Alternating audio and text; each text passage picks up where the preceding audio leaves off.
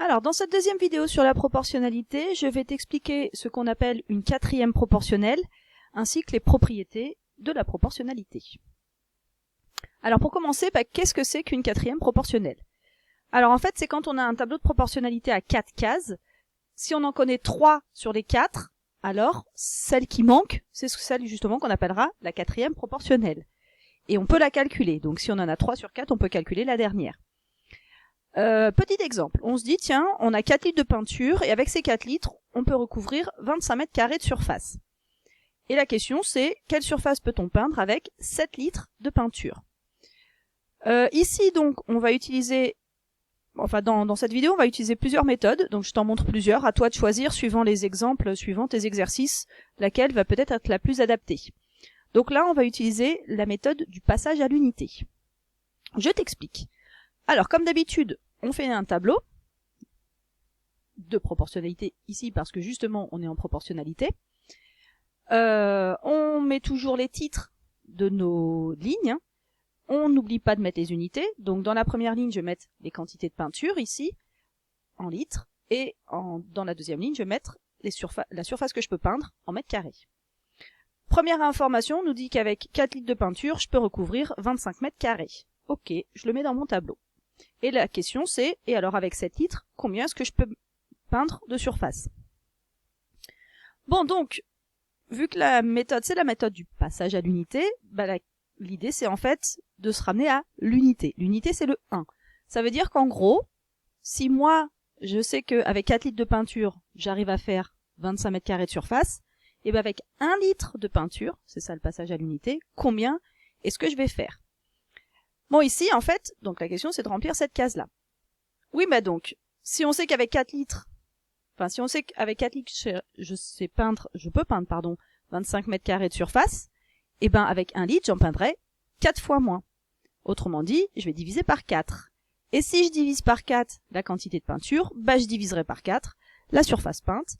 Autrement dit, je vais pouvoir peindre 6,25 mètres carrés de surface.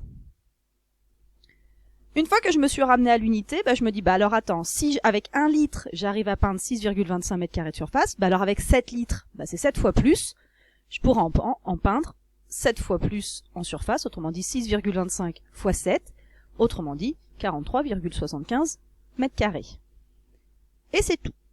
On conclut et on a fini l'exercice. Donc ça, c'est la méthode du passage à l'unité. Essayez de se ramener ici à 1. Bien. Deuxième méthode, on se dit, tiens, on repart sur l'exemple de la première vidéo avec les stylos. On sait qu'un stylo coûte 1,50 € et on veut savoir combien coûte 9 stylos. Là, on va utiliser le coefficient de proportionnalité. On a notre tableau qu'on a déjà fait dans la première vidéo. On sait que donc un stylo coûte 1,50 € et on veut savoir pour 9 stylos combien ça va nous coûter. Bon, eh bien, comme tout à l'heure, pas comme tout à l'heure, mais la méthode n'est pas la même. Je me dis, oui, mais alors, pour passer de la première ligne à la deuxième, je sais qu'on multiplie par 1,50. Et donc ça veut dire que si je connais ici la première ligne, j'ai qu'à la multiplier par 1,50 pour avoir la deuxième. Autrement dit, je vais faire 9 fois 1,50 €. 9 fois 1,50 €, c'est égal à 13,50 €. Autrement dit, 9 stylos coûtent 13,50 €. Bien. On continue les méthodes. On a un dernier exemple. L'exemple d'un robinet qui a un débit constant. Alors ce mot constant, il est important parce que c'est lui qui dit qu'en fait il y a proportionnalité. Autrement dit, là on dit en 2 minutes il s'écoule 6 litres d'eau. Ça veut dire qu'en 2 fois plus de temps, il s'écoulera 2 fois plus d'eau. En 3 fois plus de temps, il s'écoulera 3 fois plus d'eau, etc., etc. Donc on nous dit en 2 minutes, il s'écoule 6 litres d'eau et en 3 minutes, il s'en écoule 9 litres. Et la question, c'est de savoir combien il va s'écouler d'eau en 5 minutes et en 12 minutes. Là, on utilisera les propriétés en fait de la proportionnalité. On fait un tableau comme d'habitude, donc on va voir le temps en minutes et l'écoulement en litres. On nous a dit qu'en 2 minutes, il s'écoulait 6 litres d'eau, en 3 minutes, il s'en écoulait 9, et la question c'est en 5, combien est-ce qu'il va s'en écouler? Bon, et c'est là qu'on se dit, alors si en 2 minutes, supposons par exemple que les 5 minutes se soient passées comme ça, qu'il y ait eu déjà 2 minutes pendant lesquelles se sont écoulés 6 litres d'eau, et on a enchaîné par les 3 minutes suivantes pendant lesquelles se sont écoulés 9 litres d'eau. Et bah donc, au total, pendant ces 5 minutes-là, il s'est écoulé le total de ça, autrement dit, 15 litres. Ça veut dire que si je vois qu'il y a un lien entre 2 colonnes et une troisième, eh bien ce lien qu'on a sur la première ligne se conserve sur la deuxième ligne. Donc en fait, c'est une des propriétés qui dit que pour obtenir les nombres d'une colonne d'un tableau de proportionnalité, on peut ajouter les nombres de 2 autres colonnes. Ensuite, donc je finis, voilà, on avait 15, c'est ce qu'on a dit tout à l'heure. Et ensuite, la deuxième question, c'est, alors et en 12 minutes, combien est-ce qu'il va s'écouler d'eau? Alors là, je me dis, 12, avec 2, 3 et 5, je peux pas l'obtenir en faisant des additions, enfin ça va pas être très simple. Et je me dis, par contre, attends, je sais que là, entre 2 et 12, il s'est écoulé 6 fois plus de temps. Et s'il s'est écoulé 6 fois plus de temps, il s'est écoulé 6 fois plus d'eau. Autrement dit, 36 litres d'eau. Et là, je conclus, parce que j'ai fini.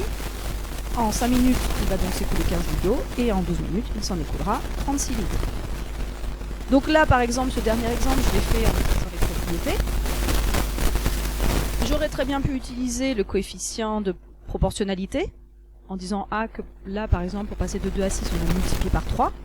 Ça veut dire que sur toutes les autres colonnes, on a aussi fait la même chose, c'est-à-dire là, 3 fois 3, ça fait bien 9, 5 fois 3, ça fait bien 15, et 12 fois 3, ça fait 36. Donc j'aurais très bien pu dire, ok, il y a un fois 3 ici, et puis compléter le 15 et le 36 en multipliant 5 et 12 par 3.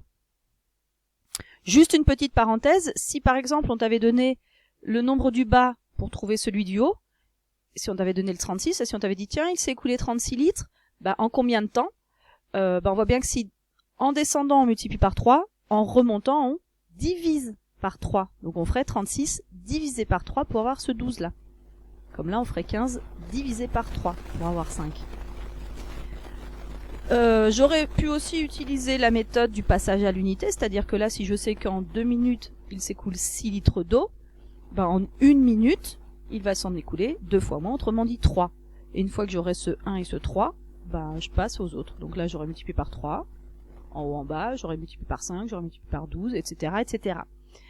Donc voilà ce que tu peux maintenant faire avec la propriété. À toi maintenant de t'exercer sur d'autres exercices.